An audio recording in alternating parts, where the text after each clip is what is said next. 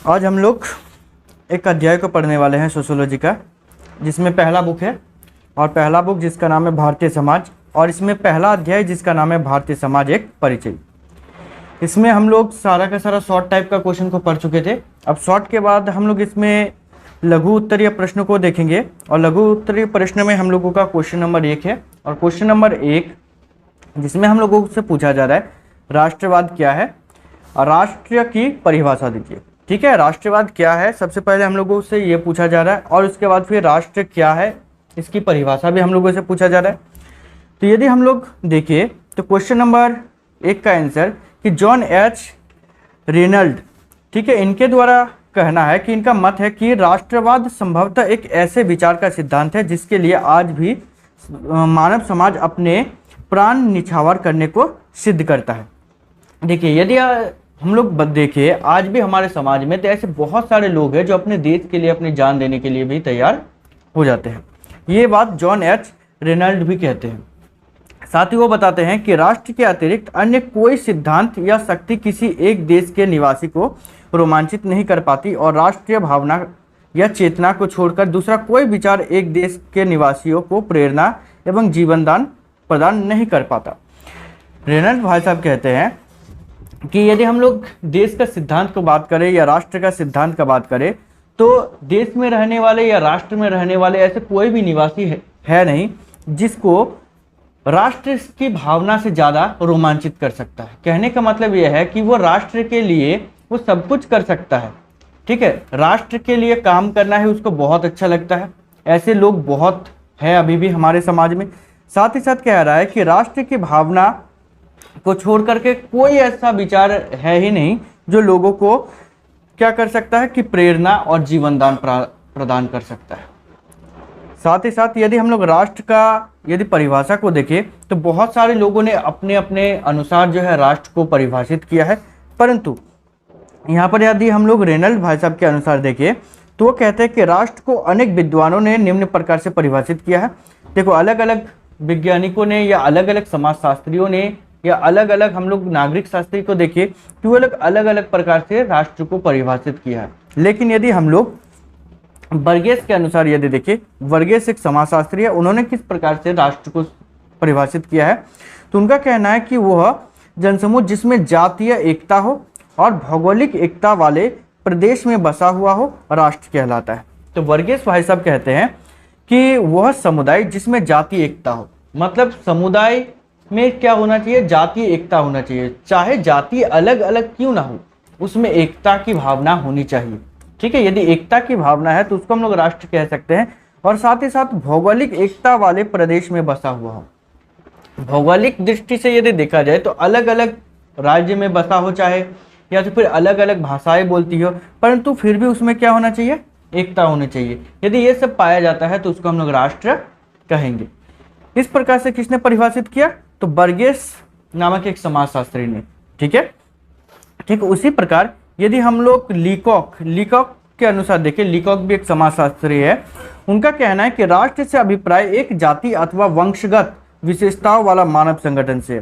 तो राष्ट्र का अभिप्राय किससे है तो एक जाति अथवा वंशगत विशेषता वाले, मतलब वंश के अनुसार अलग अलग विशेषता पाए जाने वाले जो मानव है उन्हीं के संगठन को, मतलब वे लोग एक साथ मिल करके रहते हैं तो उन्हीं का संगठन को हम लोग कहते हैं राष्ट्र।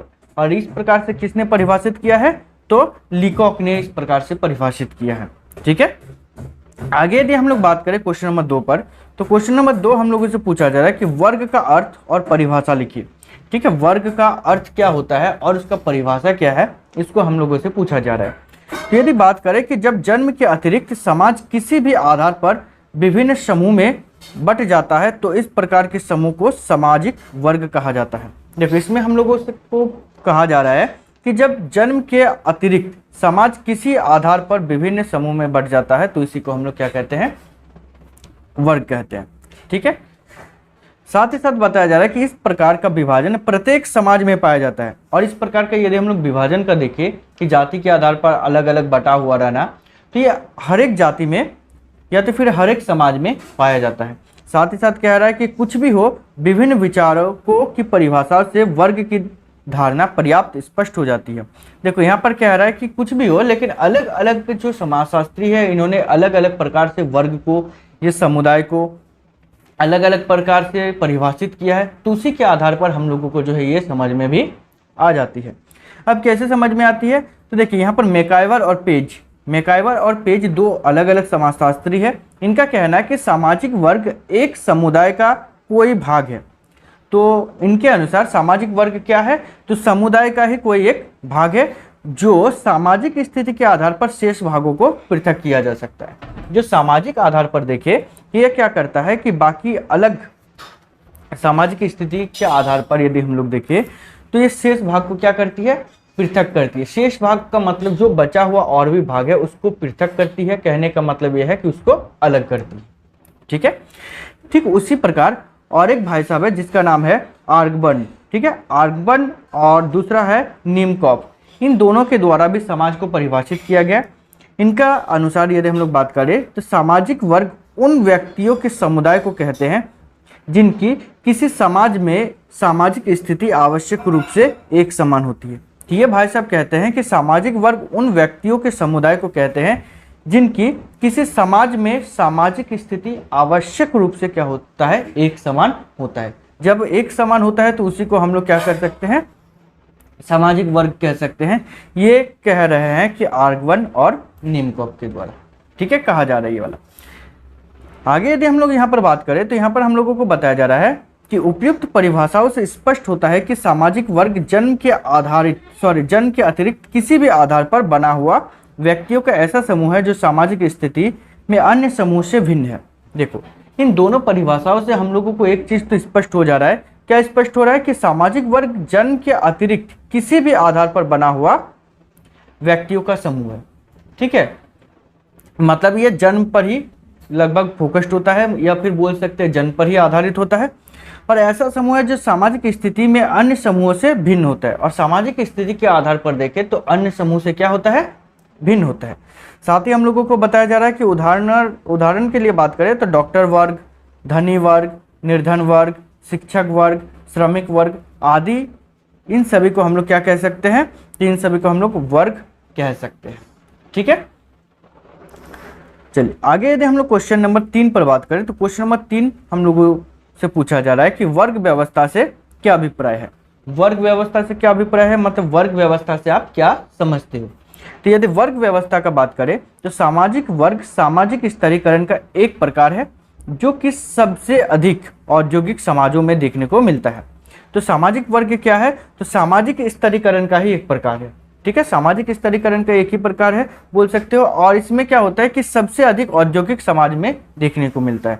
मतलब यदि हम लोग वर्ग व्यवस्था को देखें तो सबसे ज्यादा वर्ग व्यवस्था हम लोगों को किसमें देखने को मिलती है, तो ज्यादातर औद्योगिक समाज में देखने को मिलती है। आगे यदि बात करें तो जिसमें हम लोगों को बोला जा रहा है कि सामाजिक वर्ग सामान्यतः ऐसे लोगों का समूह है जो धन, आय, व्यवसाय और शिक्षा जैसे कारकों के आधार पर संबंधित होते हैं। तो यदि सामाजिक वर्ग सामान्यतः हम लोग देखें तो ऐसे लोगों का समूह है जो धन, आय, व्यवसाय और शिक्षा जैसे कारकों के आधार पर संबंधित होते हैं। मतलब यदि हम लोग देखें तो किसी के पास यदि बहुत ज़्यादा धन होता है तो देखो कि वो लोग ज़्यादातर धनी लोगों के पास ही जाकर के बैठ जाता है। मतलब बैठने का कहने का मतलब यह है कि वो घर वगैरह बना करके रह जाते हैं। तो धनी वर्ग अलग से हो गया। किसी का आय यदि ज़्यादा हो रहा है, इनकम यदि ज़्यादा हो जा रहा है तो देखोगे वो ज़्यादातर कोशिश करता है कि वैसे लोगों के पास जाकर के बसना या तो फिर रहना जिसका आय ज़्यादा होता है। क्या कभी देखे हो आप लोग कि कोई बहुत ज़्यादा अमीर है और वो गरीब लोगों के साथ जाकर के बैठता है, उठता है, खाता पीता है, ऐसा देखे हो? नहीं। क्या आप लोग देखे हो कि कोई व्यवसाय यदि अच्छा करता है तो उसके बाद फिर वो जो व्यवसाय वगैरह कुछ नहीं करता है या तो फिर जो गरीब है उनके पास जाकर के बैठता है? नहीं होता है। उसके बाद जो शिक्षित है, आप लोग बोल सकते हो कि जो शिक्षित बहुत ज़्यादा शिक्षित है वो बिना पढ़े लिखे लोगों के साथ बैठता है। हाँ, शिक्षित वर्ग कभी कभार ऐसे आप लोगों को देखने को मिल जाएगा कि शिक्षित वर्ग जो है अशिक्षित लोगों के साथ उठता बैठता है। ठीक है, हाँ, कभी कभार ऐसा होता है और यही जो है कारक जो है इसी के आधार पर संबंधित होता है। आगे यदि बात करें हम लोग तो वर्ग स्तरीकरण की वह व्यवस्था है जिसमें एक व्यक्ति की सामाजिक परिस्थिति उसके धन के अर्जन पर निर्भर करती है। और यदि हम लोग बात करें कि तो वर्ग स्तरीकरण की वह व्यवस्था है जिसमें क्या होता है कि व्यक्ति की सामाजिक परिस्थिति उसके धन के अर्जन पर निर्भर करती है। धन के अर्जन का मतलब हुए वो धन कितना कमा रहा है, इस पर निर्भर करता है। यदि कोई मान लेते हैं धन बहुत ज़्यादा कमा ले रहा है तो वो धनी वर्ग में आ जाएगा। यदि वो थोड़ा बहुत धन कमा रहा है तो वो मध्यम वर्ग में आ जाएगा, जिसको आप लोग मिडिल क्लास बोलते हो। उसके बाद फिर कोई यदि धन नहीं कमा पा रहा है तो उसको हम लोग गरीब वर्ग में कहते हैं कि नहीं? बिल्कुल इसी प्रकार का होता है। आगे यदि बात करें, यह व्यक्तियों को अपना विकास करने की स्वतंत्रता देती है और इससे अपनी स्थिति को बदल सकते हैं। ठीक है, बोल सकते हैं कि यदि यह व्यक्तियों को अपना विकास करने की स्वतंत्रता देती है, मतलब यह व्यक्ति को भी, मतलब आय हम बोल सकते हैं इसको। ठीक है, आय नहीं बोल सकते हो तो वर्ग व्यवस्था को बोल सकते हो। तो वर्ग व्यवस्था क्या कर सकती है? व्यक्तियों को अपना विकास करने की स्वतंत्रता देती है कि कोई भी वर्ग हो वो अपनी विकास कर सकता है। ठीक है, और इससे अपनी स्थिति बदल सकता है। और इससे यदि बात करें तो अपनी स्थिति को भी क्या कर सकता है? बदल सकता है। साथ ही बात करें कि वर्ग व्यवसाय को चुनने के लिए बढ़ावा देता है।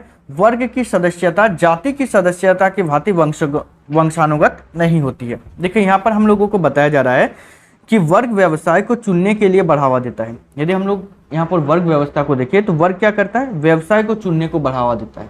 ठीक है, कि आपका वर्ग, पहले जैसे क्या होता था कि समाज में यही होता था ना, जैसे नाई है तो नाई का काम ज्यादातर होता था बाल काटने का, कुम्हार होता था तो कुम्हार का काम होता था मिट्टी का घड़ा वगैरह बनाना, तो इस प्रकार का काम होता था। परंतु वर्तमान समय में क्या होता है कि वर्ग जो है वो व्यवसाय को चुनने का भी बढ़ावा देता है कि आप चाहे किसी भी वर्ग का हो, आप अपना व्यवसाय खुद चुन सकते हो। ठीक है, हम मान लेते हैं अभी आप लोग देखोगे जैसे ब्यूटी पार्लर वाला सब, क्या ब्यूटी पार्लर वाला सब नाई होता है? नहीं, तो ब्यूटी पार्लर वाला नहीं होता है, वैसे वाली होती है। ठीक है ना, फिर भी तो वे लोग तो नाई नहीं होते हैं, लेकिन फिर भी वे लोग अपना व्यवसाय चुन सकते हैं। ठीक, यही बात हम लोगों को बताया जा रहा है कि वर्ग क्या करता है कि व्यवसाय को चुनने का भी बढ़ावा देता है। साथ ही यदि हम लोग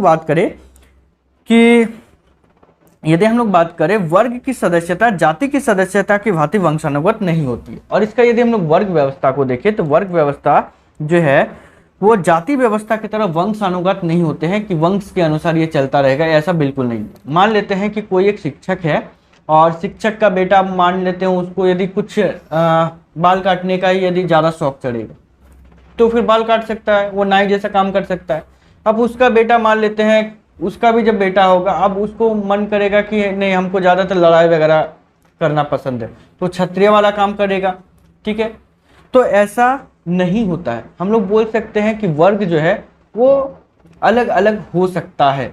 ठीक है, मतलब ये वंश के अनुसार नहीं होता है कि कुम्हार का बेटा कुम्हारी बनेगा या तो फिर व्यापारी का बेटा व्यापारी बनेगा, ऐसा बिल्कुल भी नहीं होता है। साथ ही साथ हम लोगों को बताया जा रहा है कि विभिन्न वर्गों के मध्य अंतर्वर्गीय विवाह पर कोई प्रतिबंध नहीं होता है। यदि वर्ग में बात करें तो जैसे कि देखो जाति में क्या होता है? अंतर्वर्गीय विवाह होता है। अंतर्वर्गीय विवाह क्या होता है? तो अंतर्वर्गीय विवाह का मतलब होता है जब किसी एक जाति का उसी जाति के या एक वर्ग का उसी वर्ग के लोगों के साथ यदि विवाह होता है तो इसको हम लोग कहते हैं अंतर्वर्गीय विवाह। लेकिन यदि वर्ग में यदि बात करें तो वर्ग के मध्य ऐसी कोई समस्या नहीं होती है और इसमें कोई प्रतिबंध भी नहीं होता है कि आप जो है अलग वर्ग से हो, अमीर वर्ग से हो तो आप गरीब वर्ग से विवाह नहीं करोगे, यदि कोई आप गरीब वर्ग से हो तो अमीर वर्ग से विवाह नहीं करोगे। ऐसा कोई समस्या यहाँ पर है नहीं और यहाँ पर ऐसा कोई रोक टोक भी नहीं है। आगे बात करें कि एक सामाजिक वर्ग एक सांस्कृतिक समूह भी होता है। एक यदि सामाजिक वर्ग का बात करें तो ये एक सांस्कृतिक समूह भी होता है और एक विशिष्ट जीवन शैली को अपनाता है और एक विशिष्ट जीवन शैली को भी अपनाता है। ठीक है, आगे यदि बात करें हम लोग क्वेश्चन नंबर 4 पर, तो क्वेश्चन नंबर 4 हम लोगों से पूछा जा रहा है कि ग्रामीण भारत में वर्ग व्यवस्था पर प्रकाश डालिए। ग्रामीण भारत जो है इसमें वर्ग व्यवस्था किस प्रकार है, इसके बारे में हम लोग से पूछा जा रहा है। तो चलिए हम लोग बात करते हैं इसमें क्वेश्चन नंबर क्वेश्चन आंसर के साथ। तो आंसर हम लोग यदि देखें तो हम लोगों के आंसर में बताया जा रहा है कि आधुनिक भारत में सामाजिक वर्ग भारतीय सामाजिक संरचना का एक महत्वपूर्ण अंश है। यदि आधुनिक भारत में यदि हम लोग सामाजिक वर्ग के बारे में देखें तो भारतीय सामाजिक संरचना का एक महत्वपूर्ण अंश होता है। साथ ही कह रहा है कि इसकी जड़ें अंग्रेजी शासन के दिनों में पड़ी थी। यदि हम लोग बात करें इसकी कि इसका जड़ कहने का मतलब ऐसा नहीं कि पेड़ की तरह जड़ निकलता है, कहने का मतलब यह है कि ग्रामीण भारत का यदि वर्ग व्यवस्था का बात करें तो ये प्रारंभ समय में या तो फिर फैलना स्टार्ट हुआ था वो अंग्रेजों के समय में, और अंग्रेजों के समय में फैलना स्टार्ट हुआ, इसीलिए हम लोगों को यहाँ पर बोला जा रहा है कि इसकी जड़ें अंग्रेजी शासन की देन है। ठीक है, या तो फिर आगे देखिए, तो हम लोग को पूछा जा रहा है या हम लोगों को बोला जा रहा है कि अंग्रेजी शासन के दौरान भारत में एक ग्रामीण वर्ग था।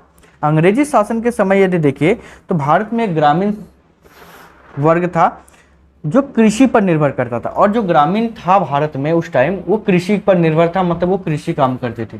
ठीक है, साथ ही कह रहा है कि ग्रामीण समुदाय एक आत्मनिर्भर इकाई था।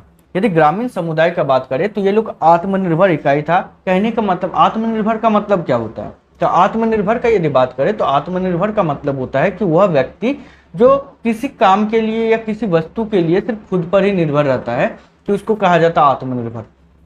तो कृषि समुदाय जो थे वो लोग ज़्यादातर आत्मनिर्भर थे, क्योंकि वो लोग भोजन के लिए जितनी भी आवश्यकता होती थी सामान की, वो सभी खुद ही उगा लेते थे। ठीक है, इसी के कारण वो लोग आत्मनिर्भर थे। वे केवल अपनी आवश्यकता की वस्तु की ही उत्पादन करते थे। और ग्रामीण समुदाय में यदि कृषक समुदाय का बात करें तो वे लोग क्या करते थे कि जितने भी उन लोगों को आवश्यकता होती थी वस्तुओं की, वो लोग खुद ही उगा लेते थे, और उसके पास बचत नहीं थी। लेकिन उसके पास यदि बचत का बात करें तो बचत नहीं होती थी। अब वास्तव में आप लोग बोलोगे सर बचत का मतलब क्या होता है, तो बचत का मतलब होता है कि जब मान लेते हैं कि आपको 100 रुपया आवश्यकता है या 100 रुपया आपका खर्चा है। अब 100 रुपया खर्चा में आपका मान लेते हैं 150 रुपया कमाई होती है, तो आप 100 रुपया खर्चा कर दोगे और 50 रुपया जो है बाद के यूज के लिए रखोगे, तो इसको हम लोग कहते हैं बचत। ठीक है, अतः संपूर्ण समाज निर्धन बना रहता था। और यदि हम लोग बात करें तो उस टाइम जितने भी गरीब लोग थे या किसान लोग थे, वे लोग क्या होते थे, गरीब बन करके ही रह जाते थे या निर्धन बन करके रह जाते थे। अब निर्धन बन करके क्यों रहते थे, अब वो बचत नहीं करेगा, तो बचत नहीं करेगा तो सिंपल सी बात है निर्धन बना रहेगा। और इसी के कारण कहा जाता है कि अभी के समाज में कि बचत करना आना चाहिए। ठीक है, चलिए आगे यदि बात करें हम लोग, तो जिसमें हम लोगों को बताया जा रहा है कि व्यापारियों, कारीगरों और अन्य लोगों का एक अलग वर्ग था। यदि हम लोग व्यापारी का बात करें या कारीगर का बात करें या तो फिर और भी लोगों का बात करें, तो इन लोगों का अलग से एक वर्ग हुआ करता था। और अंग्रेजी औपनिवेशिक शासन ने ग्रामीण व्यवस्था को छिन्न भिन्न कर दिया। और यदि बात करें तो अंग्रेजों ने क्या किया, जो ग्रामीण औपनिवेशिक समाज था इसको पूरी तरीके से क्या कर दिया, बर्बाद कर दिया। ठीक है, छिन्न भिन्न करने का मतलब तोड़ फोड़ कर दिया। तोड़ फोड़ करने का मतलब यहाँ पर ऐसा नहीं कि घर वगैरह तोड़ा गया, ऐसा नहीं, मतलब जो समाज जिस काम को करता था उसको अलग काम दे दिया गया, उसको अलग कामों पर लगा दिया गया, या उसको उस जगह से विस्थापित कर दिया गया। विस्थापित करने का मतलब वहां से हटा देना। इस प्रकार से बहुत सारा काम किया था। ठीक है, अंग्रेजों ने। आगे बात करें तो भू राजस्व की नई प्रणाली ने एक नए वर्ग, जमींदार वर्ग को जन्म दिया। और भू राजस्व का मतलब होता है भूमि के रूप में टैक्स देने वाला। ठीक है, ये टैक्स लिया जाता था। मान लेते हैं मेरा भूमि है और भूमि जितना मात्रा में उस आधार पर हमसे टैक्स लिया जाता था या पैसा वसूल किया जाता था, इसको भू राजस्व कहा जाता था। अंग्रेजों के द्वारा इस व्यवस्था को लागू किया गया था। और इस व्यवस्था को लागू करने के बाद जमींदार को नियुक्त किया था कि वो क्या करता था कि जिनके पास जमीन होता था उनसे पैसा वसूलने के लिए जमींदारों को कहा जाता था। तो जमींदार वर्ग को जन्म दिया। साथ ही साथ बात करें जो बाद में बड़े भूखंडों के वंशानुगत स्वामी बन गए। और वही जमींदार बाद में क्या हुआ कि बड़े भूखंडों का मतलब वो भूमि के टुकड़ों का क्या हो गया, स्वामी बन गया। स्वामी मतलब मालिक होता है यहाँ पर, तो मालिक बन गया। साथ ही बात करें कि जमींदार सरकार को एक निश्चित राशि जमा करते थे और किसानों से जबरदस्ती लगान वसूल करते थे। जमींदार का यदि बात करें तो जमींदार क्या करते थे कि सरकार को, मतलब अंग्रेजी सरकार को एक निश्चित मात्रा में राशि जमा करते थे, मतलब पैसा देते थे, परंतु किसानों से बहुत ज्यादा मात्रा में और जबरदस्ती क्या करते थे, लगान वसूल करते थे। लगान क्या होता है, तो लगान का मतलब होता है कि जब वो किसी वस्तु का उत्पादन होता है और उस उत्पादन का कुछ मात्रा में लिया जाता है तो उसको कहा जाता है लगान। ठीक है, आगे यदि बात करें हम लोग तो आगे हम लोगों को बताया जा रहा है कि महाजनों का एक नया वर्ग उभर कर सामने आया जो किसानों को उधार देते थे। और उसके बाद फिर महाजन का एक नया वर्ग सामने आया जो किसानों को उधार देते थे। अब वो लोग सर महाजन का मतलब क्या है, तो महाजन एक ऐसा व्यक्ति होता था जो किसानों को क्या देते थे, ब्याज दर पर, कुछ निश्चित मात्रा में ब्याज दर पर उधार देते थे और उससे ब्याज वसूल करते थे। तो वैसे लोगों को महाजन कहा गया। तो महाजन वर्ग भी नया अस्तित्व में आया। साथ ही अतः उनकी आर्थिक स्थिति खराब होती चली गई। उनकी आर्थिक स्थिति खराब होती चली गई मतलब यहाँ पर किसानों का बात कर रहा है कि किसानों की आर्थिक स्थिति क्या होती चली गई, और ज्यादा खराब होती चली गई। और इस अंग्रेजी व्यवस्था में सबसे अधिक प्रभावित हुए शिल्पकार। और इस अंग्रेजी व्यवस्था में यदि बात करें तो सबसे ज्यादा जो प्रभावित हुए थे शिल्पकार। ठीक है। और अंग्रेजों ने स्वदेशी ग्रामीण उद्योगों को नष्ट कर दिया, उनके शिल्पकार श्रमिक बन गए। और यहाँ पर बात करें अंग्रेजों ने क्या किया, स्वदेशी जो भी उद्योग थे, स्वदेशी उद्योग का मतलब होता है कि देश का जो अपना उद्योग था। अब देश में तो उस टाइम बहुत बड़े बड़े उद्योग नहीं थे, हाँ, लेकिन शिल्पकार जैसे कुछ उद्योगपति होते थे जो छोटे मात्रा में, या कुटीर उद्योगपति होते थे जो छोटे मात्रा में अपने ही घर में क्या करते थे, वस्तु का उत्पादन किया करते थे। ठीक है। आगे यदि हम लोग बात करें क्वेश्चन नंबर 5 पर, तो क्वेश्चन नंबर 5 हम लोगों से पूछा जा रहा है कि भारत के नगरों में वर्ग व्यवस्था को समझाइए। जैसे कि इससे पहले हम लोगों ने जो प्रश्न देखा वो था ग्रामीण क्षेत्रों में, कि ग्रामीण क्षेत्रों में नगरीय मतलब वर्ग व्यवस्था किस प्रकार थी। अभी जो हम लोग देखेंगे वो नगरों में किस प्रकार से वर्ग व्यवस्था थी। ग्रामीण में हम लोगों ने देखा कि अंग्रेजों ने क्या किया कि अंग्रेजों ने पूरी तरीके से उसको तहस नहस कर दिया, जो हमारे स्वदेशी उद्योग था उसको भी नष्ट कर दिया, और उसके बाद फिर किसानों को कर्ज पर डुबो दिया। और उसी प्रकार से हमारे नगरों में किस प्रकार का प्रभाव पड़ा उसको हम लोग इसमें देखेंगे। ठीक है। देखिए इसमें हम लोगों से पूछा जा रहा है क्वेश्चन, और उसका आंसर है कि अंग्रेजी शासनकाल से पूर्व भारत अपने कुटीर उद्योगों और हस्तकौशल के लिए विख्यात था। यदि बात करें अंग्रेज जब आए थे तो अंग्रेजों के आने से पहले हमारे भारत का जो कुटीर उद्योग था, कुटीर उद्योग मतलब होता है कि जो घर में ही छोटे मोटे मात्रा में बनाया जाता है, और हस्तकौशल मतलब हाथ से वस्तु को बनाने में इतना ज्यादा सक्षम थे, ठीक है, कि वो कुछ भी बना सकते थे और बहुत अच्छी प्रकार से बना सकते थे, और इसी के लिए जो है भारत उस टाइम विख्यात था। आगे बात करें, यहाँ की बनी हुई वस्तुएं सारे संसार में निर्यात की जाती थी, और यहाँ के बने हुए वस्तुओं का यदि बात करें तो पूरे संसार में, पूरे देश में विख्यात था। ठीक है। विख्यात था का मतलब होता है कि प्रसिद्ध था। ठीक है। और यहाँ का जो सामान बनते थे वो पूरे विश्व में क्या किया जाता था, निर्यात किया जाता था। निर्यात का मतलब होता है कि जब एक देश के अंदर हम लोग जो भी उत्पादन करते हैं उसको किसी दूसरे देश में जाकर के बेचते हैं, इसको कहा जाता है निर्यात करना। ठीक है। और यदि आयात का मतलब समझे तो किसी दूसरे देश में जो भी वस्तु बनते हैं उसको जब हम अपने देश में खरीदते हैं उपयोग के लिए तो इसको कहा जाता है आयात करना। ठीक है। तो हमारे भारत में बनी वस्तुएं जो है पूरे विश्व में निर्यात की जाती थी। साथ ही कह रहा है यूनान, मिस्र और रोम तक भारत में सूती रेशमी कपड़े, हीरे जवाहरात के आभूषण और अन्य कला कारीगरी की वस्तुएं निर्यात की जाती थी। यदि हम लोग बात करें उस टाइम तो भारत में जो सूती कपड़े बनते थे, या तो फिर हीरे जवाहरात के आभूषण बनते थे, या फिर कला कारीगर के जो वस्तुएं बनती थी वो सभी निर्यात की जाती थी। लेकिन अंग्रेजी शासनकाल में भारतीय कुटीर उद्योग का पतन हो गया। लेकिन अंग्रेजी शासनकाल के समय क्या हुआ कि भारत का जो कुटीर उद्योग था उसका पतन हो गया। पतन हो जाने का मतलब होता है खत्म हो जाना। ठीक है। साथ ही साथ हम लोगों को यहां पर बताया जा रहा है इंग्लैंड की बनी सस्ती वस्तुओं से भारतीय उद्योग प्रतियोगिता नहीं कर सके, और इंग्लैंड में जो सस्ती वस्तुएं बनती थी भारत के जो लोग थे या भारत के उद्योग का बात करें तो वो उनके साथ प्रतियोगिता कंपटीशन नहीं कर पाते थे। अब बोलोगे सर अंग्रेजों के द्वारा इतना सस्ता में सामान बेचा जाता था, कुछ तो कारण रहा होगा। तो अंग्रेज लोग क्या करते थे कि बड़े बड़े उद्योग स्थापित किए थे, और उस बड़े बड़े उद्योग में क्या करते थे, ज्यादा से ज्यादा मात्रा में सामानों को बनाते थे, जिससे उसकी लागत मतलब उसकी कीमत जो है वो कम आती थी, और जिसके कारण जो है वो लोग इतने ज्यादा सस्ते में सामानों को बेच पाते थे। अंग्रेजों ने भारतीय कच्चे माल और श्रमिकों की सहायता से पूंजी निवेश किया।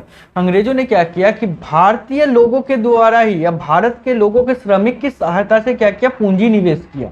पूंजी निवेश किया मतलब जब हम लोग लाभ कमाने के लिए पैसे खर्च करते हैं तो उसको कहा जाता है निवेश करना। तो उन लोगों ने क्या किया कि भारतीय लोगों के या भारतीय श्रमिकों की सहायता से क्या किया, कच्चे माल पर और श्रमिकों की सहायता से पूंजी को निवेश किया और श्रमिकों का शोषण किया जाने लगा। और श्रमिकों का शोषण किया जाने लगा। शोषण का मतलब क्या है? तो शोषण का मतलब यदि हम लोग समझे तो शोषण का मतलब होता है कि काम अधिक करवाना, बदले में पैसे कम देना, या तो फिर पैसे एक निश्चित निर्धारित करना और उसके बदले में काम बहुत ज़्यादा करवाना। किसको कहा जाता है? शोषण करना। ठीक है। प्रारंभ में निवेशकर्ता अंग्रेज थे, किंतु बाद में भारतीय व्यापारी ने भी जूट, चीनी और सूती वस्त्र उद्योग में निवेश करना आरंभ कर दिया। यदि स्टार्टिंग के समय बात करें तो स्टार्टिंग में ज्यादातर अंग्रेज लोग ही निवेश करते थे, लेकिन बाद के समय में भारतीय व्यापारी भी चीनी, जूट, सूती वस्त्र, इन सभी के उद्योग में क्या करने लगे? निवेश करने लगे। साथ ही इस प्रकार एक नए पूंजी वाले वर्ग का उदय हुआ। और इस प्रकार यदि हम लोग देखें तो भारत के नगरीय क्षेत्र में भी एक नए पूंजीपति का या नए एक वर्ग का क्या हुआ? उदय होता है। ठीक है। आगे यदि हम लोग बात करें तो इसमें हम लोगों को बोला जा रहा है कि नगरीय क्षेत्र में दो वर्ग और थे। नगरीय क्षेत्र में बात करें तो दो और भी वर्ग थे, छोटे व्यापारियों और दुकानदारों का। छोटे व्यापारियों का, दुकानदारों का भी वर्ग था अलग से। साथ ही साथ कह रहा है कि शिक्षा और प्रशासन से जुड़े लोगों, वकील, डॉक्टर, इंजीनियर, तकनीकविद, प्रोफेसर, क्लर्क और अन्य पेशेवर लोगों का दूसरा वर्ग था। और यदि हम लोग दूसरा वर्ग का यदि देखें तो दूसरा वर्ग क्या था? तो वकीलों का था, डॉक्टर, इंजीनियर, उसके बाद तकनीकविद, प्रोफेसर, क्लर्क और अन्य पेशेवर लोगों का दूसरा वर्ग और भी था। ठीक है। साथ ही साथ कह रहा है कि श्रमिक वर्ग भी दो उपवर्गों में बटे थे। और श्रमिक वर्ग का भी यदि बात करें तो दो उपवर्गों में बटे थे। पहले हुए जो संगठित उद्योगों में कार्य करते थे और दूसरे जो गैर संगठित उद्योगों में कार्य करते थे। वास्तव में संगठित क्षेत्र किसको हम लोग कह सकते हैं या संगठित उद्योग किसको कह सकते हैं? तो संगठित उद्योग का मतलब होता है कि एक ऐसा उद्योग जिसमें काम का समय और पैसा दोनों पहले से निर्धारित होता है कि आपको कितना घंटा काम करना है और कितना पैसा मिलेगा। इसको कहा जाता है संगठित उद्योग।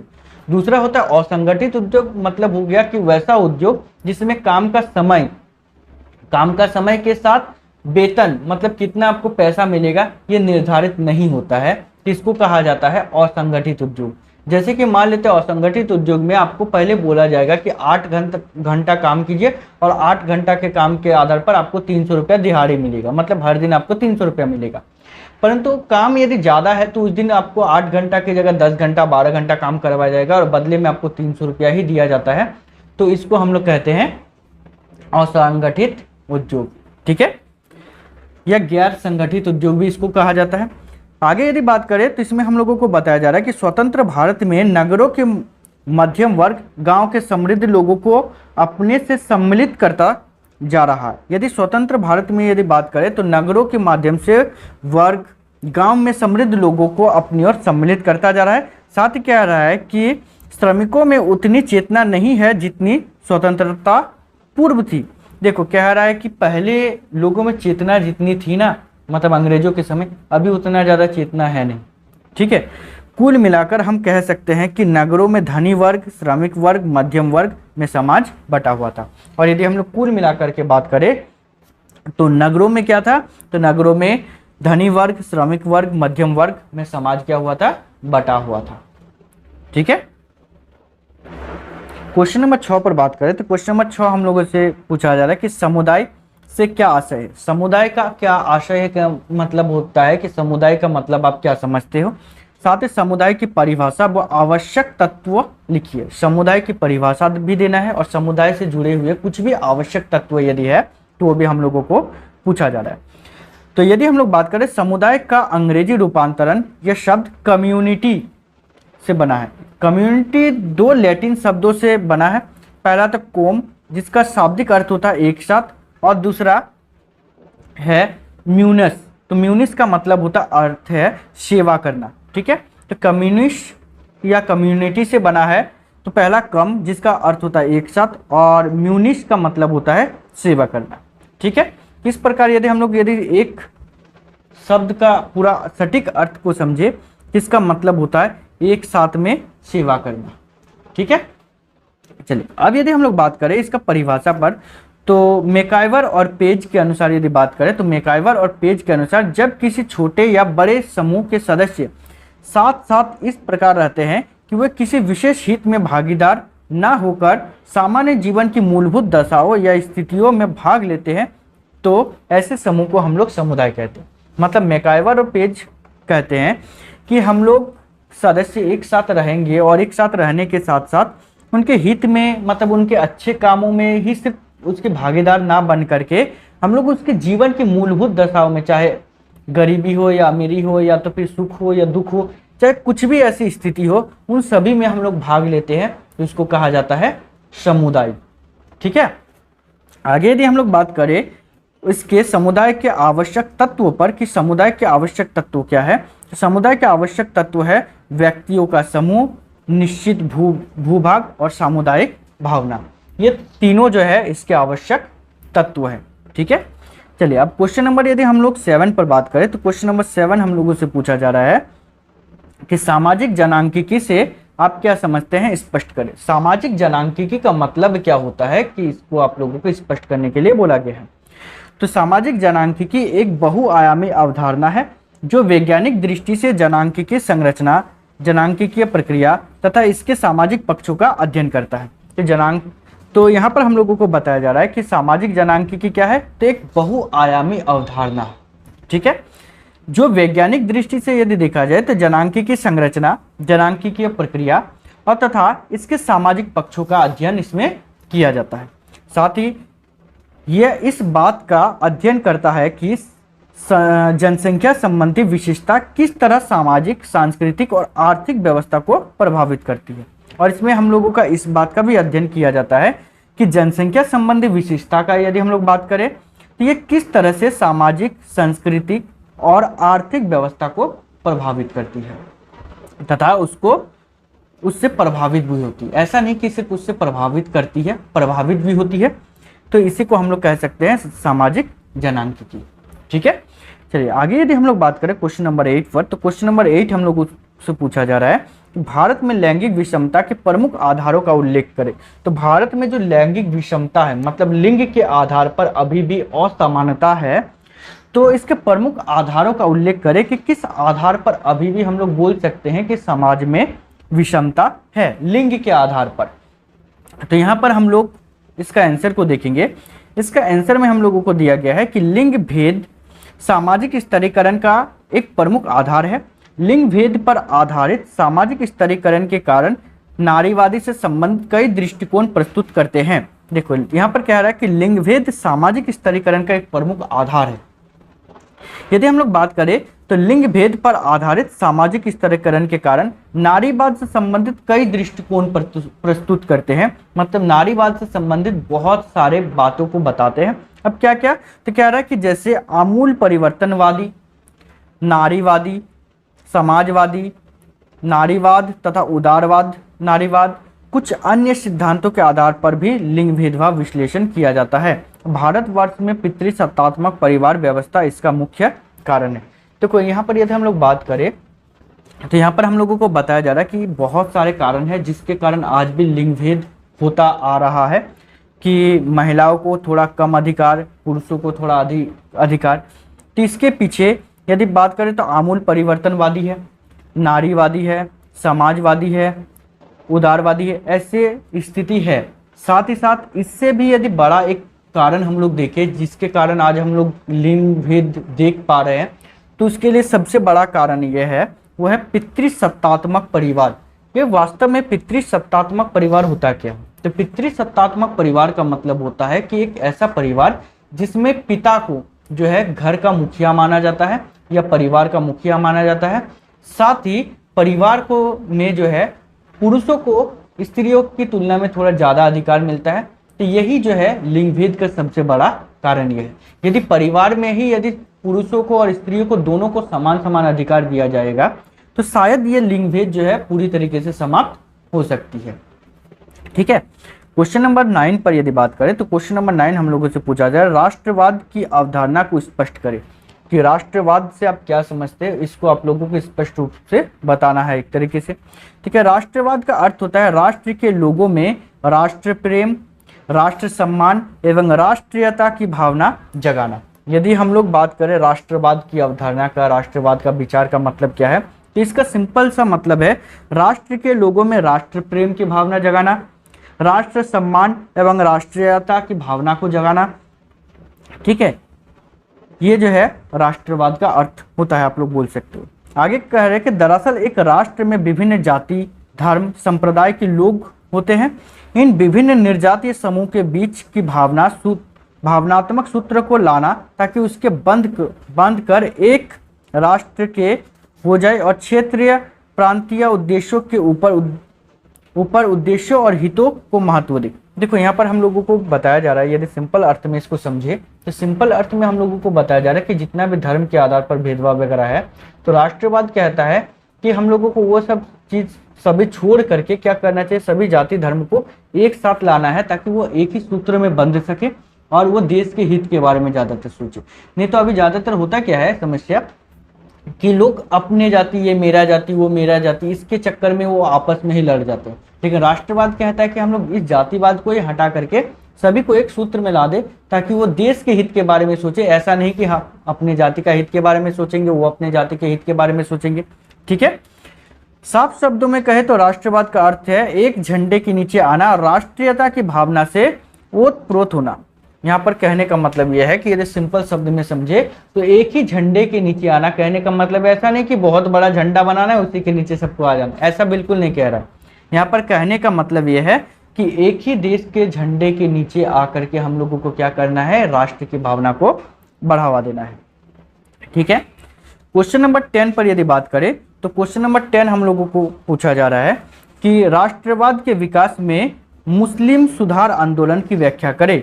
ठीक है, यदि हम लोग राष्ट्रवाद के विकास में यदि बात करें तो मुस्लिम सुधार आंदोलन की व्याख्या करना है। ठीक है, कि मुस्लिम सुधार आंदोलन है क्या।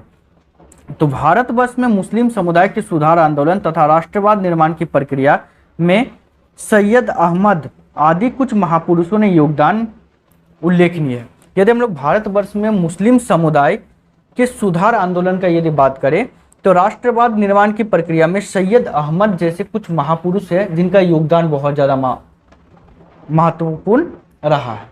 ठीक है, बंगाल के नवाब तलीफ ने 1863 ईस्वी में मोहम्मदन लिटरेरी सोसाइटी की स्थापना की। और यदि हम लोग बात करें नवाब जो कि बंगाल के लतीफ थे, मतलब बंगाल के एक नवाब जिसका नाम था लतीफ, उन्होंने 1863 ईस्वी को मोहम्मदन लिटरेरी सोसाइटी की स्थापना की थी ताकि क्या हो सके, मुस्लिम में बहुत ज़्यादा सुधार किया जा सके। 1899 ईस्वी में मिर्ज़ा गुलाम अहमद ने अहमदिया आंदोलन शुरू किया था। 1899 को मिर्ज़ा गुलाम अहमद ने क्या किया था, अहमदिया आंदोलन शुरू किया था। और इसी प्रकार बदरुद्दीन तैयब जी ने भी सामाजिक सुधार के क्षेत्र में बहुत महत्वपूर्ण योगदान दिया था। तो इन लोगों ने क्या किया था कि मुस्लिम सुधार आंदोलन किए थे। ठीक है, और इन्होंने क्या किया था कि राष्ट्रवाद को बढ़ावा देने का प्रयास किया था, मुस्लिमों को सुधार करके। आगे यदि बात करें क्वेश्चन नंबर 11 पर, तो क्वेश्चन नंबर 11 हम लोगों को पूछा जा रहा है कि लैंगिक असमानता के प्रमुख कारणों पर प्रकाश डालें। लैंगिक असमानता के कुछ कारण है, उस कारण को आप लोगों को क्या करना है, बताना है। तो लैंगिक असमानता का अभिप्राय किसी समाज में लिंग के आधार पर स्त्रियों और पुरुषों में भेदभाव किए जाने से संबंधित है। यदि हम लोग लैंगिक असमानता का बात करें तो लैंगिक असमानता का शाब्दिक अर्थ होता है कि लिंग के आधार पर समाज में जो भेदभाव है उसको।